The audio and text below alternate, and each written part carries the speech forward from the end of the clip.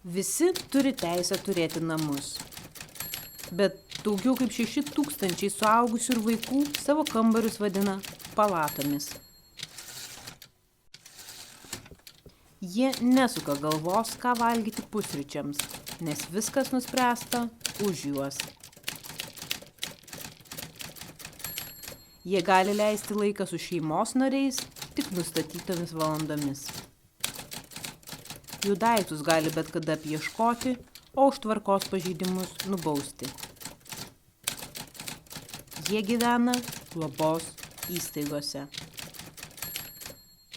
Tai vaikai ir suaugusiai turintys proto ar psichikos negalią.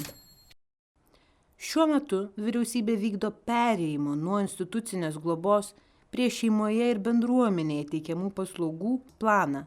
Bet mes apie tai žinome labai mažai. Praėjo 2 pertvarkos metai. Kokie rezultatai jau pasiekti? Apie 200 asmenų tai nuolatinė eilė patekti į globos įstaigas, kuriuose pažeidžiama žmogaus teisės. Kada bus sustabdytas patekimas į jas? Nežinome ir to, kokios bendruomeninės paslaugos pakeis seną globos sistemą.